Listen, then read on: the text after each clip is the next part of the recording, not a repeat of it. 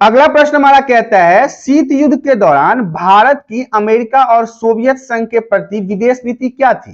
क्या आप मानते हैं कि इस नीति ने भारत के हितों को आगे बढ़ाया? तो देखिए, शीत युद्ध के दौरान भारत ने अपने आप को दोनों गुटों से अलग रखा। ये बिल्कुल निरपेक्ष रहा, मतलब किसी गुट में जाएंगे नहीं जाएंगे, ना हम सोवियत संघ वाले गुट में जाएंगे और ना हम संयुक्त राज्य अमेरिका वाले गुट में जाएंगे। भारत ने गुट निरपेक्षता की नीति अपनाई। भारत ने सदैव दोनों गुटों में पैदा हुए मतभेदों को कम करने के लिए प्रयास किया था, जिसके कारण ये मतभेद व्यापक युद्ध का रूप धारण न कर सके।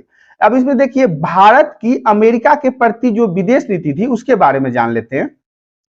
भारत और अमेरिका में बहुत अच्छे संबंध कभी नहीं रहे। अच्छे संबंध न होने का महत्वपूर्ण कारण अमेरिका का पाकिस्तान के प्रति रवैया था, क्योंकि तो हमेशा पाकिस्तान का मदद करता था। अमेरिका ने कश्मीर के मामले में पाकिस्तान का समर्थन किया था, जिस कारण से इसका भारत के साथ रिश्ता बिगड़ गया। पाकिस्तान को सैनिक सहायता भी दी थी, इसने हथियार भी दिया, अपने जेट भी दिए।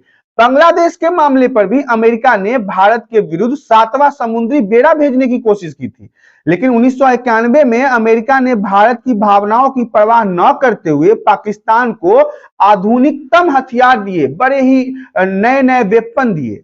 2 जून 1985 में प्रधानमंत्री राजीव गांधी अमेरिका गए तो संबंध में थोड़ा बहुत सुधार हुआ था। जनवरी 1989 में जॉर्ज बुश अमेरिका के राष्ट्रपति बने, प्रेसिडेंट बने, परंतु उनकी नीतियों में कोई परिवर्तन नहीं आया। प्रधानमंत्री नरसिम्हा राय ने अमेरिका के साथ संबंध सुधारने का प्रयास किया था।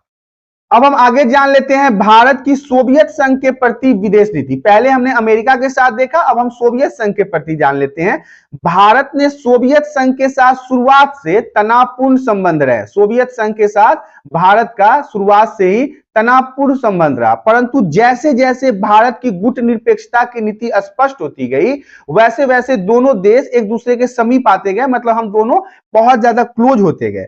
1960 के बाद भारत और सोवियत संघ के अच्छे संबंध बन गए, दोस्ती हो गई।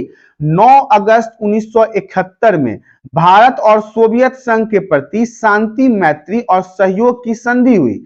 यह संधि 20 वर्षीय थी। 20 वर्ष के लिए यह संधि किया गया था।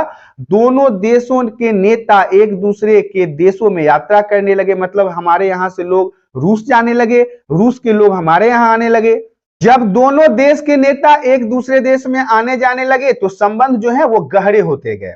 दोनों देशों के बीच आर्थिक, सांस्कृतिक, वैज्ञानिक संबंध बढ़ने के लिए कई समझौते हुए हैं। 9 अगस्त 1991 को 20 वर्षीय संधि 15 वर्ष के लिए और बढ़ा दी गई, परंतु 1991 में सोवियत संघ को बहुत बड़ी विघटन का शिकार होना पड़ा। आपको पता है कि सोवियत संघ विघटित हो गया था, टूट गया था।